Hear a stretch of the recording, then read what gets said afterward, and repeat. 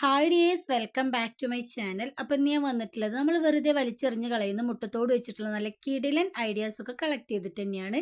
മാത്രമല്ല നമ്മളുടെ ഇഡലി മാവൊക്കെ പതഞ്ഞ് പൊങ്ങാൻ വേണ്ടിയിട്ട് നല്ല കിടിലൻ സൂത്രം ഞാൻ ഈ വീഡിയോയിലൂടെ ഉൾപ്പെടുത്തിയിട്ടുണ്ട്. വേറെയും കുറച്ച് ടിപ്സ് ഉണ്ട്. അപ്പോൾ വീഡിയോ കണ്ട് ഇഷ്ടമായ ലൈക്ക് ചെയ്യുക, ഷെയർ ചെയ്യുക, സബ്സ്ക്രൈബ് ചെയ്യാതെ കാണുന്ന പുതിയ കൂട്ടുകാർ ആരെങ്കിലും കാണുന്നുണ്ടെങ്കിൽ സബ്സ്ക്രൈബും കൂടെ ചെയ്തൊന്ന് സപ്പോർട്ട് ചെയ്യാൻ വേണ്ടിയിട്ട് മറന്നു പോകരുത്. അപ്പോൾ നമുക്ക് നേരം കളയാതെ വീഡിയോയിലേക്ക് പോവാം.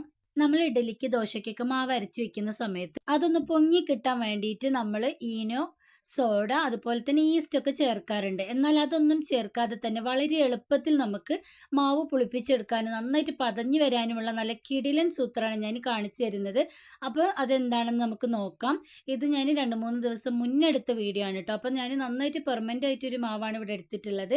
ഇത് ഞാൻ ഐസ് ട്രേയിലേക്ക് ഇതുപോലെ ഒന്ന് ഒഴിച്ചു കൊടുക്കുന്നുണ്ട്. എന്നിട്ട് നമുക്ക് ഫ്രീസറിൽ വെച്ചിട്ട് നന്നായിട്ടൊന്ന് ഫ്രീസ് ചെയ്തെടുക്കാം.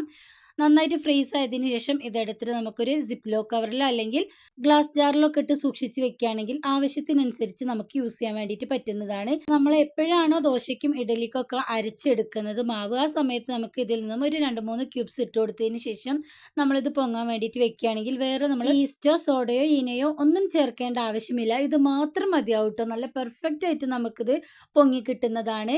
അപ്പം ഞാൻ മാവ് അരച്ചെടുത്തിട്ടുണ്ട്. ഇതിലേക്ക് ഒരു 4-5 ക്യൂബാണ് ഞാൻ ഇട്ട് കൊടുക്കുന്നത്.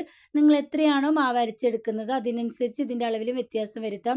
അപ്പോൾ നിങ്ങൾ വിചാരിക്കും ഇത് വല്ലാണ്ട് അങ്ങ് പൊളിച്ചു പോകും, അങ്ങനെയൊന്നുമില്ല കേട്ടോ. നല്ല പെർഫെക്റ്റ് ആയിട്ട് തന്നെ ഏത് മഴ സമയത്തോ തണുപ്പ് സമയത്തോ നമുക്ക് ഈ രീതിയിൽ മാവ് പെർമനൻ്റ് ആക്കി എടുക്കാൻ വേണ്ടിയിട്ട് പറ്റുന്നതാണ്. അപ്പം ഞാനൊരു 4-5 ഐസ് ക്യൂബ് ഇതുപോലെ ഒന്ന് ഇട്ട് കൊടുത്തതിന് ശേഷം നന്നായിട്ടൊന്ന് മിക്സ് ആക്കുന്നുണ്ട്. ഇതൊന്ന് മെൽറ്റ് ആയതിന് ശേഷമാണ് നമ്മളിത് പെർമനൻ്റ് ചെയ്യാൻ വേണ്ടിയിട്ട് വെക്കേണ്ടത്. അപ്പോൾ നന്നായിട്ട് ഇത് മിക്സ് ആയി വരുന്നത് വരെ നമുക്കൊന്ന് വെയിറ്റ് ചെയ്യാം. അപ്പോൾ ഇത് നന്നായിട്ട് ഇപ്പോൾ മിക്സായി വന്നിട്ടുണ്ട്. ഇനി നമുക്കിത് പൊങ്ങാൻ വേണ്ടിയിട്ട് വെച്ച് കൊടുക്കാം. ഞാനൊരു ഈവനിങ് ഒരു 6 മണിക്കാണ് കേട്ടോ അരച്ച് വെക്കുന്നത്. പിറ്റേ ദിവസം രാവിലെ നമുക്ക് എടുക്കാവുന്നതാണ്. അപ്പോൾ ഞാനിത് പൊങ്ങി കിട്ടാൻ വേണ്ടിയിട്ട് ഇപ്പോൾ കുറച്ച് ചൂടുവെള്ളം ഒന്ന് ചൂടാക്കിയത് ശേഷം അതിൻ്റെ മുകളിലേക്കാണ് ഞാനിത് വെച്ച് കൊടുക്കുന്നത്. നല്ല ചൂടുള്ള സമയത്തൊക്കെ ആണെങ്കിൽ നമ്മൾ ജസ്റ്റ് ഇത് പുറത്ത് വെച്ചാൽ തന്നെ നന്നായിട്ട് ഇത് നമുക്ക് പെർമനൻ്റായി കിട്ടും കേട്ടോ. അപ്പോൾ ഞാൻ ചെറിയൊരു തണുപ്പുണ്ട്, നല്ല മഴയൊക്കെയാണ്, അതുകൊണ്ട് തന്നെ ഞാൻ ഇതുപോലെ ജസ്റ്റ് ഒന്ന് വെച്ച് കൊടുക്കുന്നുണ്ട്. ഈ പാത്രത്തിൽ മുട്ടിയിരിക്കുന്ന അളവിൽ നമ്മൾ വെള്ളം വെച്ച് കൊടുക്കരുത്. അതിൻ്റെ ഒരു 1/4 ഭാഗം മാത്രം വെള്ളം വെച്ച് കൊടുത്താൽ മതിയാവും. അന്നേരം പിറ്റേ ദിവസം ഞാൻ എടുക്കുന്ന സമയത്ത് നിങ്ങൾക്ക് കാണുന്നുണ്ടാവല്ലോ, നല്ല പെർഫെക്റ്റ് ആയിട്ട് സോപ്പ് പത പോലെ തന്നെ നമുക്കിവിടെ മാവ് പൊങ്ങി കിട്ടിയിട്ടുണ്ട്. അപ്പോൾ എല്ലാവരും ഈ രീതിയിലൊന്ന് മാവ് ഉണ്ടാക്കി നോക്കുക. നിങ്ങൾക്ക് എന്തായാലും നല്ല പെർഫെക്റ്റ് ആയിട്ട് തന്നെ മാവ് പൊങ്ങി കിട്ടുന്നതാണ്. മാവ് പൊങ്ങി കിട്ടുന്നില്ല എന്ന് വിഷമിച്ച് നിൽക്കുന്നവരുണ്ടെങ്കിൽ ഈ രീതിയിലൊന്ന് ട്രൈ ചെയ്ത് നോക്കുക. ഇനി പാക്കറ്റ് മാവൊന്നും വാങ്ങിക്കേണ്ട ആവശ്യമില്ല. നെക്സ്റ്റ് ടിപ്പ് എന്താണെന്ന് നോക്കാം. നമ്മൾ ഇതുപോലെ ചീരയൊക്കെ വാങ്ങിച്ച് പുറത്തായാലും അതുപോലെ തന്നെ ഫ്രിഡ്ജിലായാലും വെക്കുന്ന സമയത്ത് ഒരു ദിവസം കഴിഞ്ഞാൽ തന്നെ, അല്ലെങ്കിൽ നമ്മൾ പുറത്ത് വെക്കുകയാണെങ്കിൽ കുറച്ച് സമയം കഴിഞ്ഞാൽ തന്നെ ഇതുപോലെ അങ്ങ് വാടി ഉണങ്ങി പോയതായിട്ട് നമുക്ക് കാണാം. എന്നാൽ വളരെ എളുപ്പത്തിൽ നമുക്ക് ഈ രീതിയിലൊന്ന് ചെയ്തെടുക്കുകയാണെങ്കിൽ നല്ല ഫ്രഷ് ആയിട്ട് അപ്പം പറിച്ചെടുത്ത ഇല പോലെ തന്നെ നമുക്ക് ആയി കിട്ടുന്നതാണ്. അപ്പോൾ അതിന് വേണ്ടിയിട്ട് ഞാൻ ഇതിലേക്ക് കുറച്ച് ഐസ് ക്യൂബ്സ് ആണ് ഇട്ട് കൊടുക്കുന്നത്. നിങ്ങളടുത്ത് ഐസ് വാട്ടർ ആണെങ്കിൽ അതും യൂസ് ചെയ്യാവുന്നതാണ്. എൻ്റെ അടുത്ത് ഇപ്പോൾ ഐസ് വാട്ടർ ഇല്ല, അതുകൊണ്ടാണ് ഞാൻ ഐസ് ക്യൂബ് ഇട്ട് കാണിച്ചു തരുന്നത്. അപ്പോൾ ഞാൻ കുറച്ചധികം തന്നെ ഐസ് ക്യൂബ് ഇതിലേക്കൊന്ന് ഇട്ട് കൊടുക്കുന്നുണ്ട്. ഇനി ഞാൻ കുറച്ച് വെള്ളം കൂടെ ഒഴിച്ചു കൊടുക്കുന്നുണ്ട്. ഈ ചീര നന്നായിട്ട് മുങ്ങി നിൽക്കുന്ന രീതിയിൽ നമുക്ക് വെള്ളം ഒഴിച്ചു കൊടുക്കണം. അപ്പോഴേ നമുക്ക് നന്നായിട്ട് ഫ്രഷ് ആയിട്ട് ഇത് കിട്ടുള്ളൂ കേട്ടോ. അപ്പോൾ ഒരു 10 മിനിറ്റ് വെച്ച് കൊടുക്കുമ്പോൾ തന്നെ നമുക്ക് നല്ലതായിട്ട് ഫ്രഷ് ആയിട്ട് കിട്ടുന്നതാണ്. വെജിറ്റബിൾസ് വാടിയതൊക്കെ ഉണ്ടെങ്കിലും ഈ രീതിയിൽ നമുക്ക് ചെയ്തെടുക്കാം കേട്ടോ. അത് നമുക്ക് നല്ല ഫ്രഷ് ആയിട്ട് തന്നെ കിട്ടുന്നതായിരിക്കും. അപ്പം ഞാൻ എല്ലാം ഈ വെള്ളത്തിലേക്കൊന്ന് മുക്കി വെച്ച് കൊടുത്തിട്ട് ഒരു 10 മിനിറ്റ് ഇതുപോലെ ഒന്ന് വെച്ച് കൊടുക്കുന്നുണ്ട്.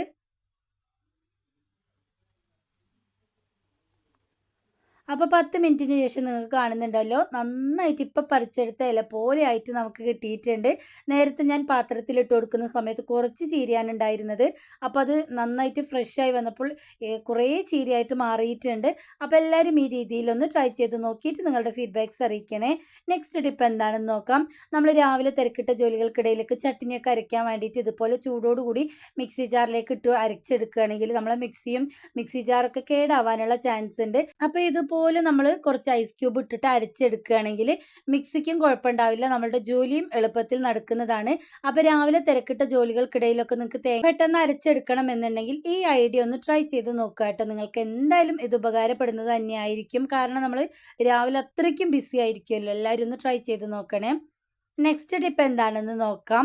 ഒരുപാട് ആരോഗ്യ ഗുണങ്ങൾ അടങ്ങിയിട്ടുള്ള ഒന്ന് തന്നെയാണ് മുരിങ്ങയില. അത് നമ്മൾ കഴുകിയെടുക്കുന്ന സമയത്ത് അതിൽ വെള്ളം പിടിക്കാത്തതുപോലെ ആയിരിക്കും നമ്മൾ എത്ര തന്നെ വെള്ളം ഒഴിച്ച് കഴുകിയെടുത്താലും. ഇപ്പോൾ ലൈവായിട്ട് നിങ്ങൾക്ക് കാണുന്നുണ്ടല്ലോ, നമ്മൾ മാർക്കറ്റിൽ നിന്നൊക്കെ വാങ്ങിക്കുന്ന മുരിങ്ങയിലയിൽ ഒരുപാട് പെസ്റ്റിസൈഡ്സ് ഒക്കെ അടിച്ചിട്ടുണ്ടാവും. അപ്പോൾ നമ്മൾ കഴുകിയെടുക്കുന്ന സമയത്ത് കുറച്ച് മഞ്ഞൾപ്പൊടിയും ഇതുപോലെ കുറച്ച് ഉപ്പും കൂടി ഇട്ടിട്ട് നന്നായിട്ട് നമ്മൾ മിക്സ് ആക്കിയതിന് ശേഷം കഴുകിയെടുക്കുകയാണെങ്കിൽ അതിലുള്ള വിഷാംശങ്ങളൊക്കെ പോകുകയും ചെയ്യും. നന്നായിട്ട് നമുക്ക് ഫ്രഷായി ഇല കിട്ടുകയും ചെയ്യും. എല്ലായിടത്തും നന്നായിട്ട് വെള്ളം പിടിക്കുകയും ചെയ്യും. അപ്പോൾ എല്ലാവരും ഈ രീതിയിലൊന്ന് ട്രൈ ചെയ്ത് നോക്കുക കേട്ടോ. നെക്സ്റ്റ് ടിപ്പ് എന്താണെന്ന് നോക്കാം. അടുത്തതായിട്ട് മുട്ടത്തോട് വെച്ചിട്ടുള്ള നല്ലൊരു കിടിലൻ ടിപ്പാണ് ഞാനിവിടെ കാണിക്കുന്നത്. നിങ്ങൾ മനസ്സിൽ പോലും ചിന്തിക്കാത്ത കിടിലൻ ഐഡിയാസാണ് കേട്ടോ. നമ്മൾ യൂസ് ചെയ്തതിന് ശേഷം മുട്ടത്തോട് എന്തായിരിക്കും ചെയ്യുക, വലിച്ചെറിഞ്ഞ് കളയാറായിരിക്കും. എന്നാൽ ഈ ടിപ്പ് അറിഞ്ഞതിന് ശേഷം നിങ്ങൾ ഒരിക്കലും ഇത് വലിച്ചെറിഞ്ഞ് കളയില്ല. മുട്ടത്തോട് വെച്ചിട്ടുള്ള നല്ല കിടിലൻ ടിപ്സ് ആൻഡ് ട്രിക്സ് ഒക്കെ ഞാൻ കഴിഞ്ഞ വീഡിയോയിലൊക്കെ ഉൾപ്പെടുത്തിയിട്ടുണ്ടായിരുന്നു. അപ്പോൾ ഞാൻ ഡീറ്റെയിൽഡ് ആയിട്ടൊന്നും ഇതിൽ പറയുന്നില്ല. അപ്പോൾ ഞാനത് അതിൻ്റെ ലിങ്ക് ഡിസ്ക്രിപ്ഷൻ ബോക്സിൽ കൊടുക്കുന്നതാണ്. അതൊന്ന് കണ്ടു നോക്കുക കേട്ടോ. നിങ്ങൾക്ക് എന്തായാലും ഉപകാരപ്പെടുന്ന ടിപ്സ് തന്നെയായിരിക്കും. അപ്പം ഞാൻ കുറച്ച് മുട്ടത്തോട് ഇതുപോലെ ഒന്ന് എടുത്ത് നമ്മളുടെ ഇഡ്ഡലി തട്ടിലേക്കൊന്ന് വെച്ച് കൊടുക്കുന്നുണ്ട്. ഞാൻ ഈ ടിപ്സൊക്കെ അറിഞ്ഞതിന് ശേഷം മുട്ടത്തോടൊന്നും വലിച്ചെറിഞ്ഞ് കളയാറില്ല കേട്ടോ. എല്ലാം സൂക്ഷിച്ച് വെക്കാറാണ്. അപ്പം ഞാൻ കുറച്ച് വെള്ളം ഒന്ന് ഇഡ്ഡലി പാത്രത്തിലേക്കൊന്ന് വെച്ച് കൊടുത്തിട്ട് നന്നായിട്ടൊന്ന് തിളച്ച് വരാൻ വേണ്ടിയിട്ട് വെയിറ്റ് ചെയ്യുന്നുണ്ട്. വെള്ളം ഒന്ന് തിളച്ചതിന് ശേഷം ഇതുപോലെ ഒന്ന് നമുക്ക് ഇതിലേക്കൊന്ന് ഇറക്കി വെക്കാം. ഒരു 2 മിനിറ്റ് ആവി കയറ്റിയതിന് ശേഷം നമുക്കിത് എടുത്ത് ഫാനിൻ്റെ അടിയിൽ വെച്ച് അതിൻ്റെ വെള്ളമൊക്കെ നന്നായിട്ട് ഡ്രൈ ആക്കി എടുക്കേണ്ടതാണ്. അപ്പോൾ വെള്ളമൊക്കെ നന്നായിട്ട് ഡ്രൈ ആക്കി എടുത്തതിന് ശേഷം ഞാനിത് മിക്സി ജാറിലേക്കാണ് ഇട്ട് കൊടുക്കുന്നത്.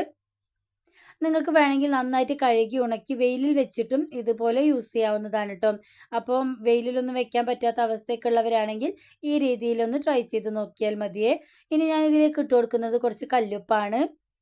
ഇതും കൂടെ ഇട്ട് കൊടുത്തിട്ട് നമുക്ക് ഫൈനായിട്ട് ഇതൊന്ന് പൊടിച്ചെടുക്കാം.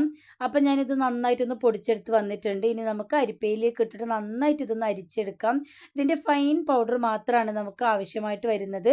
ഇതിൻ്റെ ഈ തരിതരിപ്പായിട്ടുള്ള പൗഡർ നമുക്ക് ക്ലീനിങ് ആവശ്യങ്ങൾക്കൊക്കെ യൂസ് ചെയ്യാം പറ്റുന്നതാണ്. അത് അപ്പോൾ നമ്മൾ വലിച്ചെറിഞ്ഞ് കളയേണ്ട ആവശ്യമില്ല. ഈ മുട്ടത്തോടിലേക്ക് കുറച്ച് ഡിഷ് വാഷ് ലിക്വിഡും കൂടെ ആഡ് ചെയ്തിട്ട് കറകളൊക്കെ ഉള്ള പാത്രങ്ങളൊക്കെ നമ്മൾ കഴുകിയെടുക്കുകയാണെങ്കിൽ നല്ല പളപളാന്ന് മിന്നി കിട്ടുന്നതാണ്. അപ്പം ഞാൻ നേരത്തെ അരിച്ചെടുത്തിട്ടുണ്ടായിരുന്ന മുട്ടയുടെ പൗഡർ ഇതിലേക്ക് കുറച്ച് ഇട്ട് കൊടുക്കുന്നുണ്ട്. ബാക്കി ഞാൻ എടുത്ത് വെക്കുകയാണ് കേട്ടോ. ഇനി ഞാൻ ഇതിലേക്ക് ഇട്ട് കൊടുക്കാൻ വേണ്ടിയിട്ട് പോകുന്നത് കുറച്ച് മഞ്ഞൾപ്പൊടിയാണ്. വളരെ കുറച്ച് മാത്രം മഞ്ഞൾപ്പൊടി ഇട്ട് കൊടുത്താൽ മതിയാവും. നമ്മളെ വീട്ടിലുള്ള മഞ്ഞൾ പൊടിച്ച പൊടിയാണെങ്കിൽ അത്രയ്ക്കും നല്ലതാണ് കേട്ടോ. എൻ്റെ അടുത്ത് ഇപ്പോൾ കടയിലുള്ള മഞ്ഞൾപ്പൊടി ആയതുകൊണ്ട് തന്നെ ഞാൻ അതാണ് ഇട്ട് കൊടുത്തിട്ടുണ്ടായിരുന്നത്. ഇനി ഞാൻ കുറച്ച് പേസ്റ്റ് ഇട്ട് കൊടുക്കുന്നുണ്ട്. നിങ്ങൾ ഏത് പേസ്റ്റാണോ ഉപയോഗിക്കുന്നത് ആ പേസ്റ്റ് ഇട്ട് കൊടുക്കാവുന്നതാണ്. എന്നിട്ട് നന്നായിട്ടൊന്ന് മിക്സാക്കി കൊടുക്കാം. ഇതെന്തിനാണെന്ന് വെച്ചാൽ നമ്മുടെ പല്ലിലുള്ള എല്ലാവിധ പ്രശ്നങ്ങൾക്കും നല്ലൊരു സൊല്യൂഷൻ തന്നെയാണ് ഇതെന്ന് പറയാം. നമ്മുടെ പല്ലിലുള്ള മഞ്ഞക്കറയായാലും അതുപോലെ തന്നെ പല്ലിലുള്ള കേടായാലും കാൽഷ്യം കുറവ് മൂലം നമ്മുടെ പല്ലുകളിൽ വെള്ള ചെറിയ ചെറിയ കുത്തുകളൊക്കെ ഉണ്ടാവുമല്ലോ, അതൊക്കെ പോകാനൊക്കെ വളരെ നല്ലതാണ് കേട്ടോ. കറകളൊക്കെ പോയിട്ട് നമ്മളുടെ പല്ലുകളൊക്കെ നല്ല തൂവെള്ള നിറമായി കിട്ടുന്നതാണ്. അപ്പോൾ നമ്മളുടെ വീട്ടിലുള്ള ഇൻഗ്രീഡിയൻസ് വെച്ച് തന്നെ വളരെ എളുപ്പത്തിൽ നമ്മൾ ദന്തൽ ഡോക്ടറെ ഒന്നും കാണിക്കാതെ തന്നെ നമുക്ക് വീട്ടിൽ ചെയ്തെടുക്കാൻ പറ്റിയ നല്ലൊരു അടിപൊളി ടിപ്പ് തന്നെയാണിത്. അപ്പോൾ എല്ലാവരും ഈ രീതിയിലൊന്ന് ട്രൈ ചെയ്ത് നോക്കുക. ഇങ്ങനെ ഒരു സൊല്യൂഷൻ ഉണ്ടാക്കിയെടുത്തതിന് ശേഷം നമ്മൾ കുറച്ചധികം ദിവസം സ്റ്റോർ ചെയ്തിട്ട് നമുക്കിത് യൂസ് ചെയ്യാൻ വേണ്ടിയിട്ട് പറ്റുന്നതാണ്. കേടൊന്നും ആവില്ല കേട്ടോ. അപ്പോൾ ഇതുപോലെ കുറച്ച് ബ്രഷ് ആക്കിയതിന് ശേഷം നമ്മൾ ഡെയിലി ഇതുപോലെ ബ്രഷ് ചെയ്ത് വരികയാണെങ്കിൽ പല്ലിൻ്റെ എല്ലാ പ്രോബ്ലങ്ങളും നമുക്ക് റെഡി ആക്കി എടുക്കാൻ വേണ്ടിയിട്ട് പറ്റുന്നതാണ്. അപ്പോൾ എല്ലാവരും ഈ രീതിയിലൊന്ന് ട്രൈ ചെയ്ത് നോക്കിയിട്ട് നിങ്ങളുടെ ഫീഡ്ബാക്ക്സ് അറിയിക്കാൻ വേണ്ടിയിട്ട് മറന്നു പോകരുത്.